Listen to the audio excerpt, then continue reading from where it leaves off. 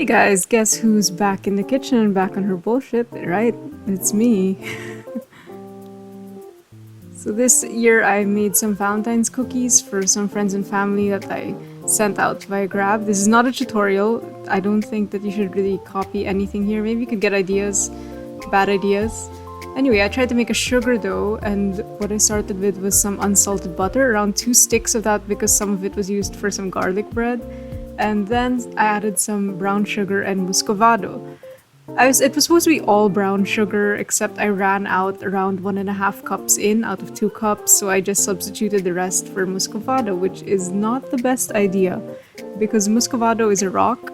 It doesn't mix into butter, it doesn't mix into dough really, it just stays.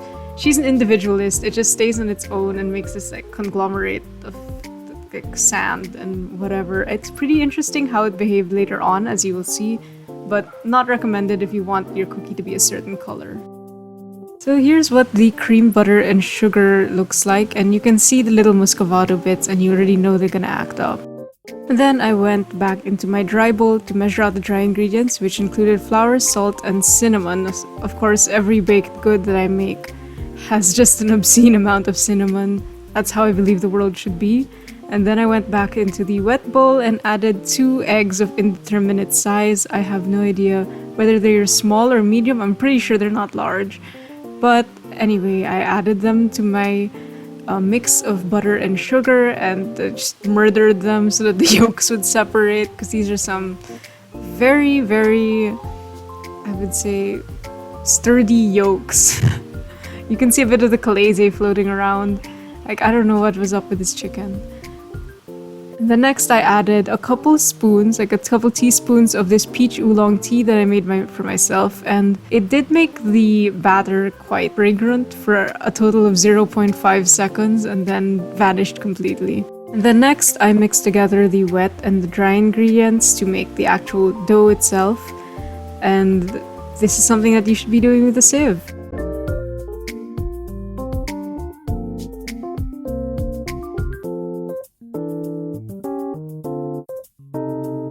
According to my plan that I did not end up accomplishing, and so I will not show you, I had to make a little bit of red dough, so I added some of this red food coloring that I've had in my house for quite a while. It's supposed to be gel, but it was not looking gel. But anyway, I've already eaten most of the cookies and given them away, and people have probably eaten them already at this point, so I'm sure it's safe.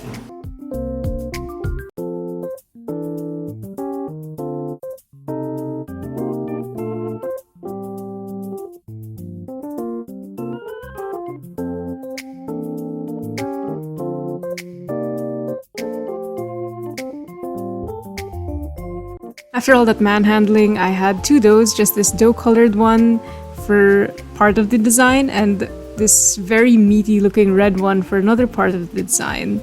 Now, because I had worked them enough, the butter had melted considerably. Also considering that this is one of the hottest Februaries ever, I threw them into the freezer to harden up again before I made the design. I know I've been talking about some mysterious design that I have yet to show you, and I never will because it was very ambitious. I wanted to make a slice and bake cookie with a heart in the center and concentric hearts radiating out until a alternating pink and red colored band, sort of like a little poker chip shaped cookie. Instead, I made this lame hot dog, and I just did not have the skills nor the ambient temperature to pull off what I was planning to do. So in lieu of success, just watch me fail.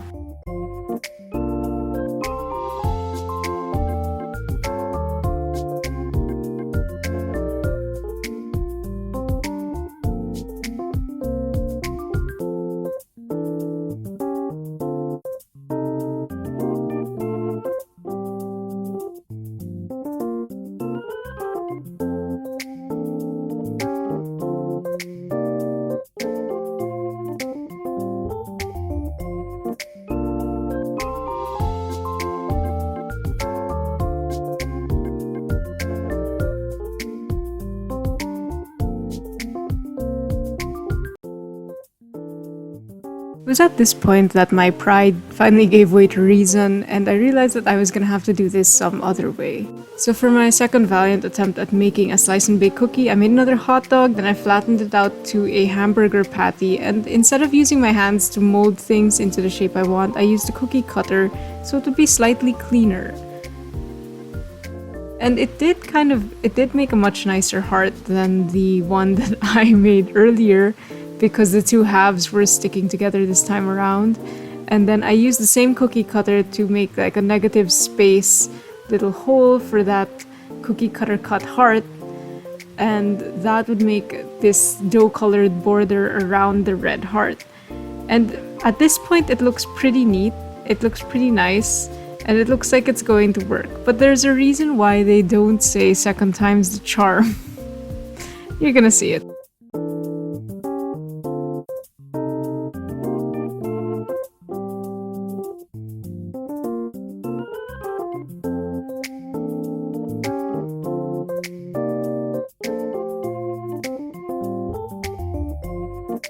So this is the point where I start to try to make the border for the log, because I want the edge of the cookie to be like this alternating stripes, kind of like a peppermint candy design, but I have no idea how they do that in candy, and much less how to do it with a cookie, so as you can see, it's not working. So I gave up on that idea. I feel like I say I give up too much. No, I made the executive decision to not do that stripey thing, and instead I made this pink tie-dye meaty colored thing that I rolled around the log, and then I decided it was done and started slicing it, which is not smart. I learned from that lesson later on, so just enjoy these not quite hard cookies. All in all, attempt number 2 is not a failure, which in my books is perfect. But I still went for another go, and I went for an attempt number 3 at something that I could be a little bit prouder of. As you can see, for this time around, I went with the stacked idea and the cookie cutter thing that I learned from the last attempt, but instead of making discs of the finished product that I put on top of each other, I tried this thing where I made the heart shapes and put the hearts on top of each other. I didn't like it at all. Ripped to those hearts I cut out, so I instead tried to do some other thing that I also saw on YouTube, and this one involves making a dough. I saw this used for like chiffon cakes or like those roll type cakes, like a pianono, but I don't know what they call it in other cultures. And they try to put this design on the outside part by putting bits of dough that are differently colored, kind of like how some people design their polymer clay earrings and then they just cut that out. So I started making some hearts by hand and sticking them onto the dough-colored dough. I realized pretty late that the hearts probably should have been smaller, or else I'd have to cut the cookies just gigantic to include an entire heart.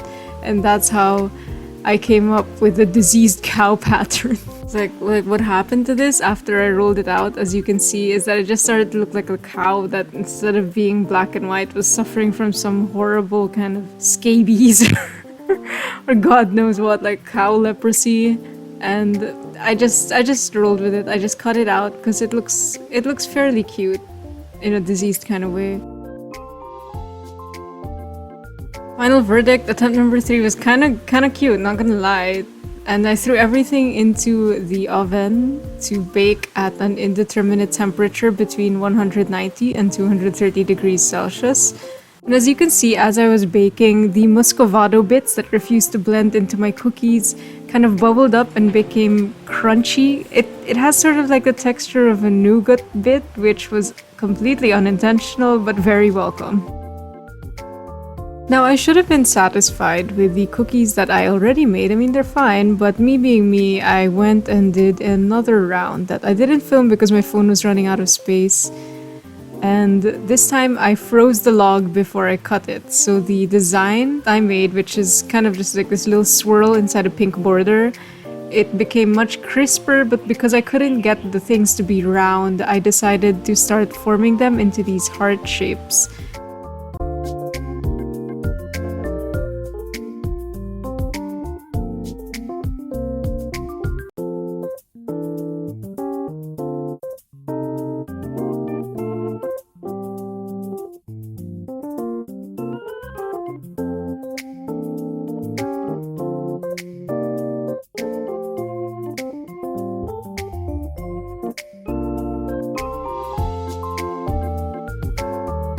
And the verdict for attempt number 4 is that they are legitimately cute.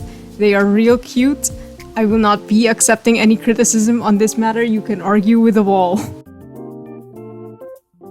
And now for the finished cookies, which I will be judging with all the kindness and grace of Tyra Banks. I mean, most of them turned out okay. Like, Tyra would give them a 5. Wouldn't you say? Tyra would give them a 5.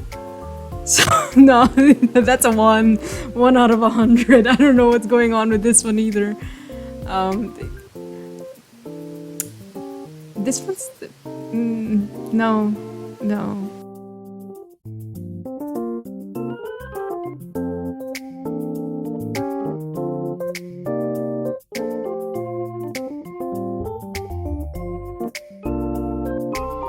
So you may be wondering what the last 2 minutes of this video is, considering the cookies are finished. Well, these cookies were meant to be a gift, and like any gift, they had to be wrapped. So I tried wrapping them in these stupid bunny bags, which just made the bunnies look like they were like stuffed full of tumors, so I didn't really want that. So I instead put them into these lunch boxes, except like I had a real brain malfunction moment trying to fit them into the boxes. Like, it was like mad Tetris. I'm not very good at Tetris to begin with. And in the true spirit of Valentine's Day, I continued to struggle just non-stop for several minutes straight, which you are seeing in hyperspeed because you don't want to watch it in real time.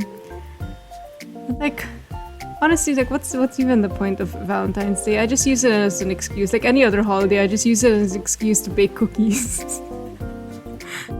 And I bake cookies on any old day, so I think the point of Valentine's Day is to feed the capitalist machine.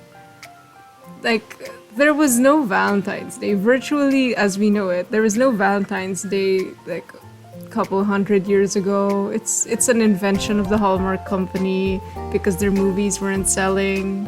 Kidding. They made the movies because their cards weren't selling, but the movies are also trash. Except for a few. Actually, I do like Hallmark movies. They're great. They make me cry, like, just everybody has cancer. Like, what's a Hallmark movie without terminal illness? It's a Netflix movie.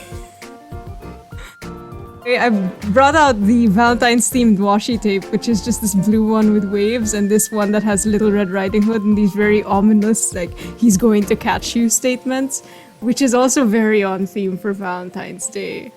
Watch out, he's going to catch you. That's Christmas. Ugh, I need to burp. There.